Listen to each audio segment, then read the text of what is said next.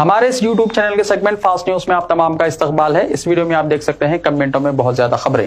तो आइए शुरू करते हैं वीडियो को और देखते हैं आज की ताजा तरीन खबरें। बहू ने ससुर को हरा दिया। तेलंगाना के जगत्याल जिले के ग्राम पंचायत में रिश्तेदारी और सियासत आमने सामने। तेलंगाना में मुनक्किदा पंचायत राज इंतखाबात के दूसरे मरहले में दिलचस्प मुकाबले सामने आ रहे हैं। जगत्याल जिले के रायकल मंडल के श्रीराम नगर गांव में ग्राम पंचायत इंतखाबात के दौरान एक गैर मामूली और दिलचस्प सियासी मंजर सामने आया, जिसने पूरे इलाके की तवज्जो अपनी जानिब मबजूल कर ली। यहाँ रिश्तेदारी और सियासत आमने सामने आ गई, जहाँ कांग्रेस की तायद के साथ मैदान में उतरने वाले ससुर सत्यनारायण के मुकाबिल बीजेपी की उम्मीदवार और इनकी बहू राधिका ने किस्मत आजमाई की। वोटों की गिनती के दौरान लम्हा बलम्हा सनसनी बरकरार रही और आखिरकार राधिका ने सिर्फ 14 वोटों की मामूली बर्तरी से कामयाबी हासिल करते हुए ससुर को शिकस्त दे दी। करीबी फर्क से आने वाला यह नतीजा न सिर्फ उम्मीदवारों बल्कि पूरे गांव में बहस का मरकज बन गया। एक ही खानदान के दो अफराद का मुख्तलिफ सियासी जमातों की नुमाइंदगी करते हुए आमने सामने होना गाँव की सियासत में एक नई मिसाल के तौर पर देखा जा रहा है। इंतखाबी नताज के बाद श्रीराम नगर में खुशी और मायूसी के मिले जुले मनाजिर देखने को मिले, जबकि यह मुकाबला मुकाबी सतह पर सियासी वाबस्तगियों और खानदानी रिश्तों के असरात पर भी सवालिया निशान बन गया है। इस दिलचस्प जिद्दोजहद ने गांव की सियासत को वक्ती तौर पर रियासती सतह की तवज्जो का मरकज बना दिया है। बाप बेटे को हराकर तीसरी मर्तबा बन गया सरपंच। तेलंगाना के मेदक जिले के रामायणपेट मंडल के झांसी लिंगापुर पंचायत के इंतखाबात में बाप और बेटे के दरमियान दिलचस्प मुकाबला देखा गया, जहां बाप ने बेटे को शिकस्त देते हुए तीसरी बार सरपंच बन गया। तीसरी बार सरपंच मुंतखब होने वाला रामकृष्णैया ने अपने बेटे वेंकटेश को 99 वोटों की शानदार अक्सरियत से शिकस्त दे दी। कुल 1985 वोटों में रामकृष्णैया को 684 वोट मिले, जबकि वेंकटेश ने 585 वोट हासिल किए। इन इंतखाबात में जहाँ वोटर्स ने बाप के हक में ज्यादा वोट देकर वालिद की मकबूलियत का लोहा मनवाया और बेटे के लिए भी कामयाबी का रास्ता हमवार किया। एसआई की नौकरी छोड़कर सरपंच के इंतखाब में मुकाबला करने वाले वेंकटेश्वर को हुई शिकस्त। तेलंगाना के सूर्यापेट जिले के कोदाड़ मंडल के गुड्डी बंडा गांव में हालिया पंचायत इंतखाबात में सियासी मैदान में एक निराला मंजर देखने को मिला। एसआई की नौकरी छोड़कर कांग्रेस की तायद से इंतखाबात लड़ने वाले वेंकटेश्वर को शिकस्त का सामना करना पड़ा। हालांकि इन्हें मुकामी कांग्रेस के रुकन असम्बली उत्तम पद्मावती और वजीर उत्तम कुमार रेड्डी की भरपूर हिमायत हासिल थी। इंतखाबी मैदान में इसके बावजूद उन्होंने शिकस्त के जख्म खाए। वेंकटेश्वर की यह शिकस्त इसलिए भी हैरान कुन है कि इंतखाबात से पहले गाँव में इन्हें जीत का सबसे मजबूत उम्मीदवार माना जा रहा था, लेकिन वोटर्स ने न सिर्फ पार्टी की हिमायत को नजरअंदाज किया बल्कि अपने वोट का इस्तेमाल करके ये साबित किया कि अवामी इत्तेमाद और मुकामी रिश्ते सियासी हिमायत से कहीं ज्यादा असर रखते हैं। मुकामी लोगों के मुताबिक वेंकटेश्वर की हार में गांव के बास नौजवान और खवातीन वोटर्स के फैसले ने अहम किरदार अदा किया, जिन्होंने दूसरे उम्मीदवार को मौका देने का फैसला किया। दूसरे मरहले के ग्राम पंचायत इंतखाबात में भी कांग्रेस का पलड़ा भारी। तेलंगाना के दही इलाकों में मजबूत वापसी। तेलंगाना में दूसरे मरहले के ग्राम पंचायत इंतखाबात में भी कांग्रेस ने नुमायां बरतरी हासिल करते हुए दही सतह पर अपनी मजबूत मौजूदगी का वाज़ेह मुजाहरा किया है। इब्तिदाई नताइज के मुताबिक रियासत के बेशतर इलाकों में पार्टी उम्मीदवार सबकत में दिखाई दे रहे हैं। इंतखाबी हुक्काम के मुताबिक पहले मरहले में कुल 4332 सरपंच ओहदों के लिए नोटिफिकेशन जारी हुआ था, जिनमें से 415 सरपंच सीटें पहले ही बिला मुकाबला मुंतखब हो चुकी थी। बाकी सरपंच ओहदेदार पर असल मुकाबला हुआ। शाम 4 बजे तक मौसूला नताइज में कांग्रेस ने 450 ग्राम पंचायतों पर कामयाबी हासिल की, जबकि बीआरएस 130 और बीजेपी 25 सीटों तक महदूद रही। आजाद उम्मीदवारों और दीगर जमातों के 120 मुंतखब उम्मीदवार भी फहरिस्त में शामिल हैं। रियासत के कई अजला में गिनती का अमल जारी है। हालत नशे में गाड़ियां चलाने पर 407 अफराद गिरफ्तार। साइबराबाद ट्रैफिक पुलिस की कार्रवाई। तेलंगाना की साइबराबाद ट्रैफिक पुलिस ने खुसूसी मुहिम के दौरान हालत नशे में गाड़ियां चलाने वालों के खिलाफ कार्रवाई करते हुए 407 अफराद के खिलाफ मामला दर्ज कर लिया। मजमूई मामलात में 2 व्हीलर गाड़ियों के 290, 3 व्हीलर गाड़ियों के 18, 4 व्हीलर गाड़ियों के 90 और 9 हैवी गाड़ियों के खिलाफ थे। तमाम पकड़े गए अफराद को अदालत में पेश किया जाएगा। पुलिस ने इंतबाह दिया है कि शराब के नशे में गाड़ियां चलना एक संगीन जुर्म है और अगर शराबी ड्राइविंग की वजह से किसी हादसे में मौत वाक़ हो तो मुलजिम के खिलाफ बीएनएस की दफात के तहत मुकदमा दर्ज किया जाएगा, जिसमें ज्यादा से ज्यादा 10 साल कैद और जुर्माने की सजा हो सकती है। दरियासना पिछले हफ्ते 8 से 13 दिसंबर के दौरान अदालतों ने हालत नशे में गाड़ियां चलाने वालों के खिलाफ 385 मामला निपटाए, जिनमें से 16 अफराद को कैद और जुर्माना, 21 अफराद को जुर्माना और समाजी खिदमत की सजा दी गई और 348 अफराद को सिर्फ जुर्माना अदा करने की हिदायत दी गई। चीफ मिनिस्टर रेवंत रेड्डी की 1 घंटे की तफरीह पर संगारेड्डी फंड के 10 करोड़ रुपए खर्च, कविता का इल्जाम। तेलंगाना जागृति की सदर कविता ने कहा कि चीफ मिनिस्टर रेवंत रेड्डी ने महज 1 घंटे की तफरीह के लिए 10 करोड़ रुपए खर्च किए और ये रकम भी संगारेड्डी मजदूरों के फंड से इस्तेमाल की गई। उन्होंने सवाल किया कि इस फुटबॉल मैच से तेलंगाना के अवाम को आखिर क्या फ़ायदा हासिल हुआ। उन्होंने कहा कि चीफ मिनिस्टर ने फुटबॉल खेलने को तशहीर का जरिया बनाया और ये प्रोग्राम अवामी मफाद के बजाय सिर्फ रील्स बनाने तक महदूद रहा। कलवा कुंटला कविता ने कहा कि संगारेड्डी के फंड्स को पहले ही कोड़ंगल ले जाया गया और अब इसी रकम को तफरीह तफरीही प्रोग्रामों पर खर्च किया जा रहा है। हालांकि ये रकम संगारेनी मजदूरों और वहां के अवाम के लिए इस्तेमाल होनी चाहिए थी। उन्होंने वाज़ेह मुतालबा किया है कि कांग्रेस पार्टी अपने पार्टी फंड से संगारेनी को 10 करोड़ रुपए वापस अदा करे। उन्होंने ये भी कहा कि अगर माजी में केसीआर की हुकूमत में इस नवीयत के अखराजात हुए हैं तो इन पर भी जवाब तलबी होनी चाहिए। चीफ मिनिस्टर का आलमी फुटबॉल स्टार मेसी से इजहार तशक्कुर। चीफ मिनिस्टर रेवंत रेड्डी ने आलमी फुटबॉलर लियोनेल मेसी का शुक्रिया अदा किया। उन्होंने दौरा हैदराबाद की दावत कबूल की और शहर का दौरा किया, जिससे खेलों के शायकीन खुसूसन नौजवान खुश हुए। उन्होंने कांग्रेस के खैर राहुल गांधी का भी शुक्रिया अदा किया कि उन्होंने इवेंट में शिरकत करके शाम को यादगार बना दिया। ओहदेदारों, सिक्योरिटी, मुंतजमीन और अमले की काविशों की सताइश करते हुए रेवंत रेड्डी ने कहा कि यह इवेंट दुनिया के सामने जाहिर करता है कि तेलंगाना खेलों, महारत और पुरखुलूस मेहमान नवाजी के लिए खड़ा है। आरटीसी की 2800 डीजल बसों को इलेक्ट्रिक बसों से तब्दील किया जाएगा। Telangana state road transport corporation ने फैसला किया है कि हैदराबाद शहर में मुसाफिरों के लिए दस्तयाब 2800 डीजल बसों को मरहलेवार तरीके से इलेक्ट्रिक बसों से तब्दील किया जाएगा।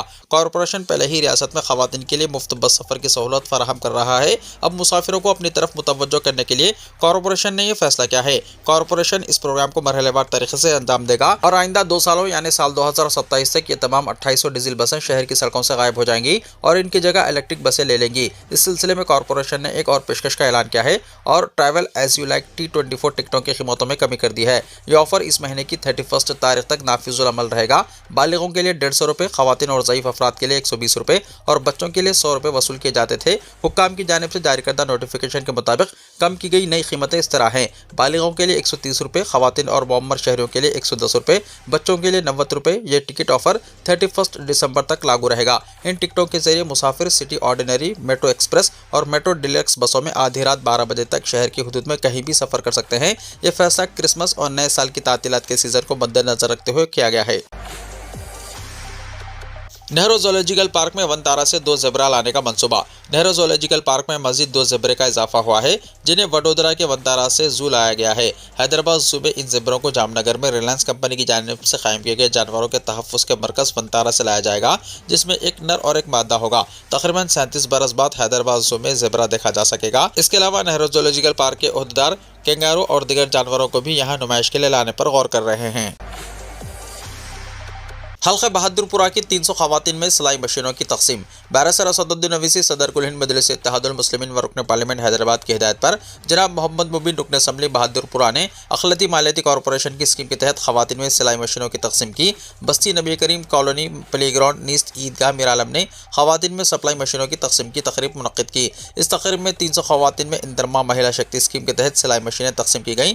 जनाब मोहम्मद मुबीन रुकन असम्बली बहादुरपुरा ने इस तकरीब से खिताब करते हुए बताया कि महकमा अखिलती बहबूद के तहत मालियाती कॉर्पोरेशन के इंदरमा महिला शक्ति स्कीम में हल्का असम्बली बहादुरपुरा से तकरीबन 16,000 खवातीन ने दरख्वास्तें दाखिल की थीं। इसमें एक मरहले के तहत आज 300 खवातीन में सिलाई मशीनों की तकसीम की गई। अखिलती मालियाती कॉर्पोरेशन की जानिब से दरख्वास्त गुजारों की जाँच और इंतखाब के बाद इस्तिफादा कुनंदगान का इंतखाब किया गया।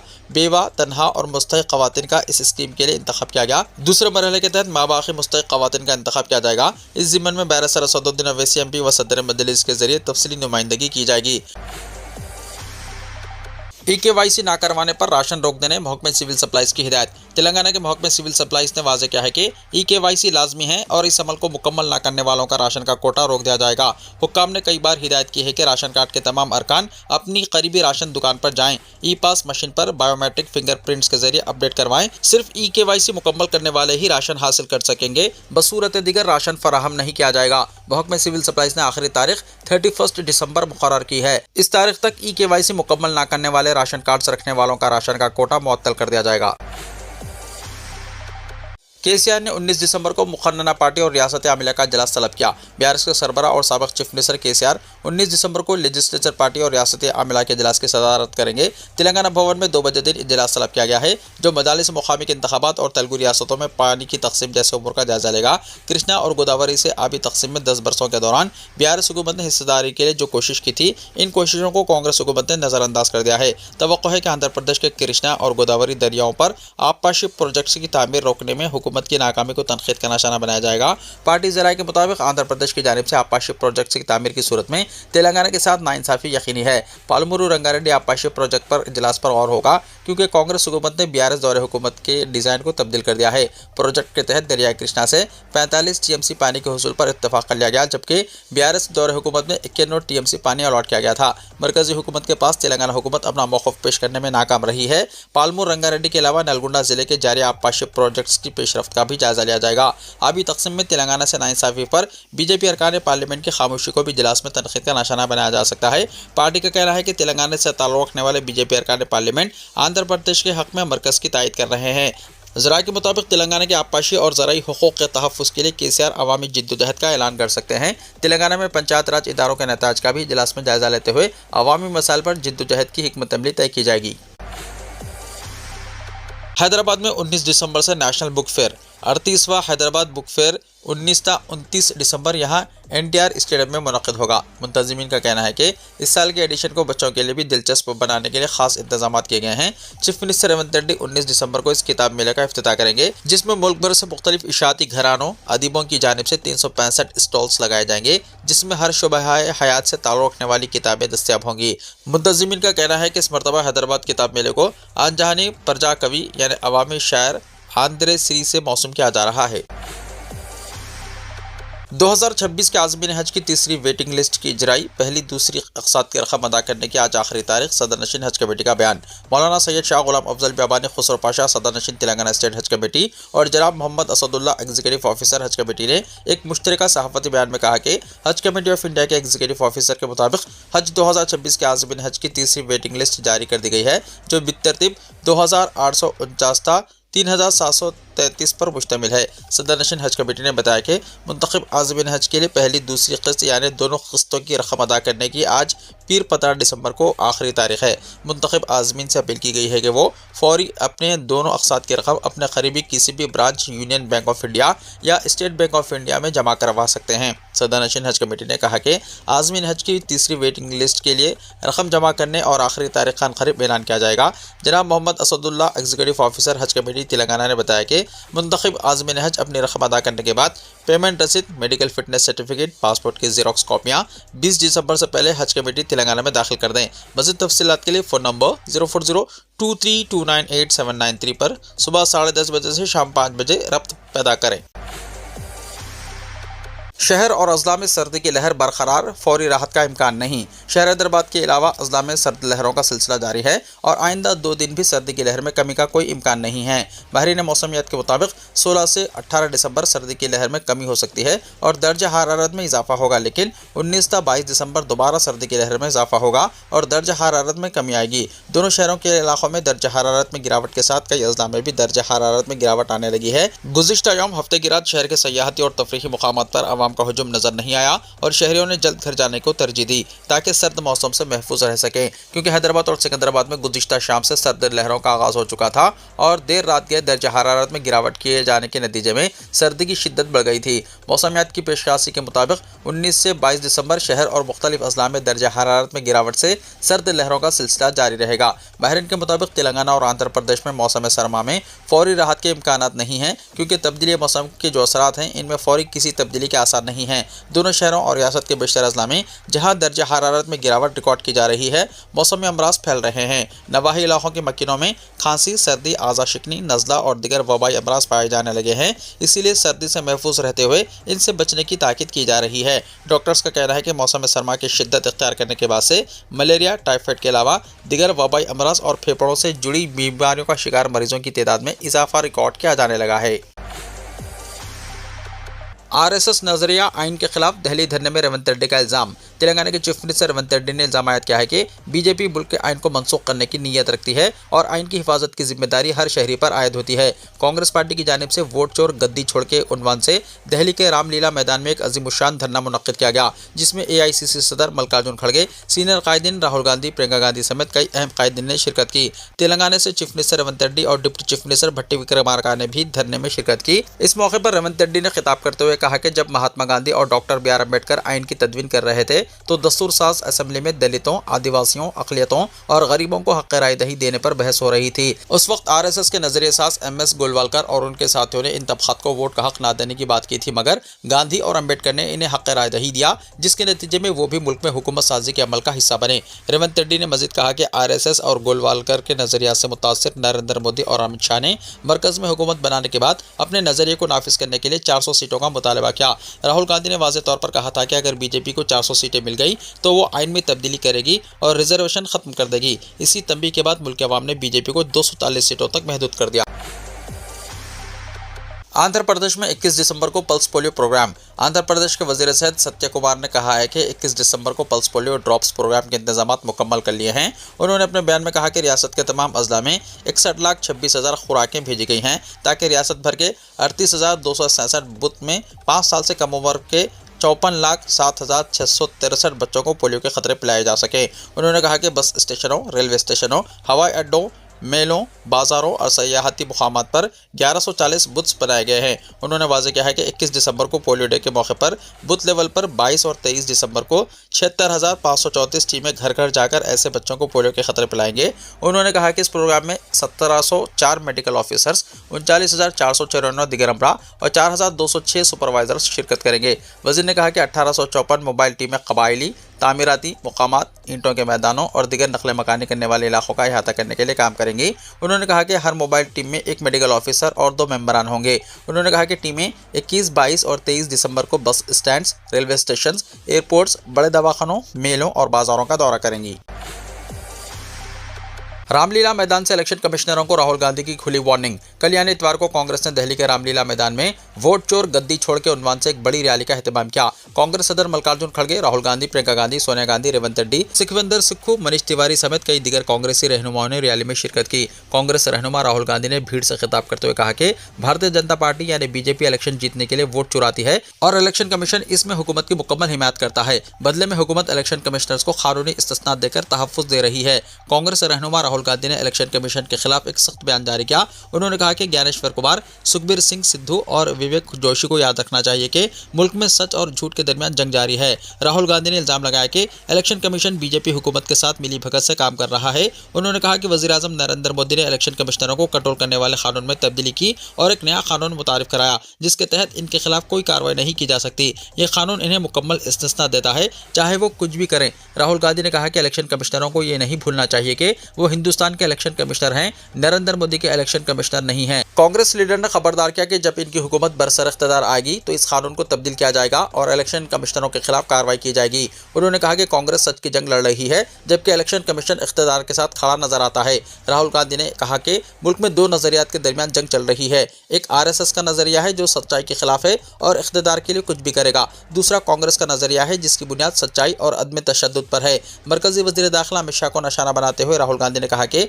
पार्लियामेंट में इनके जवाब के दौरान इनकी घबराहट साफ दिखाई दे रही थी। उन्होंने दावा किया कि इख्तियार के हाथ से निकलते ही बीजेपी लीडरों की नाम निहाद बहादुरी भी खत्म हो जाएगी।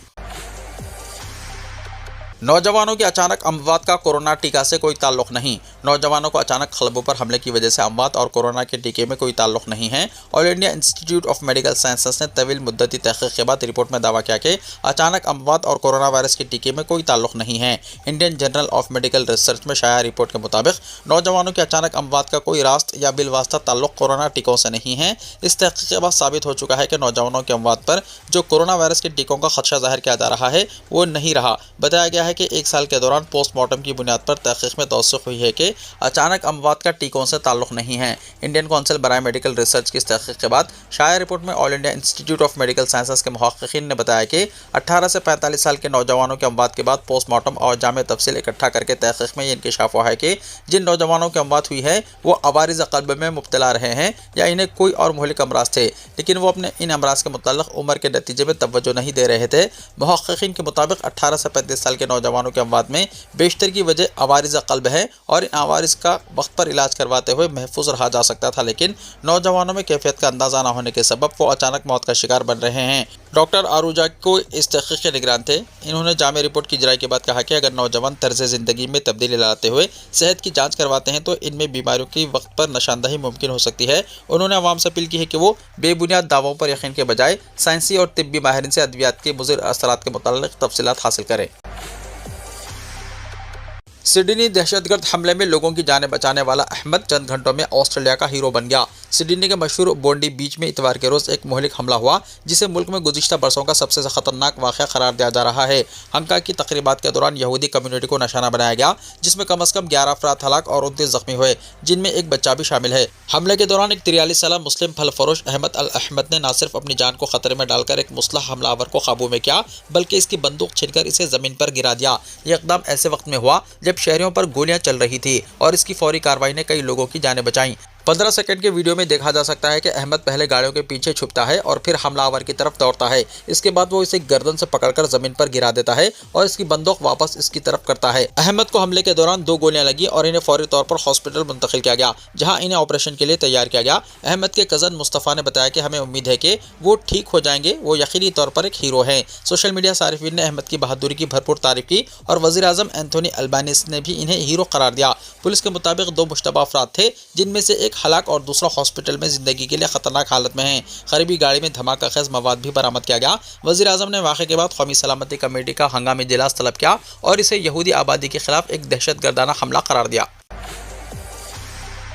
वीडियो को लाइक शेयर कीजिए और हमारे इस YouTube चैनल को सब्सक्राइब करते हुए इसके बेल आइकॉन को भी प्रेस कर लीजिए, ताकि ऐसी ही ताज़ा तरीन खबरों का नोटिफिकेशन सबसे पहले आपको मिलता रहे।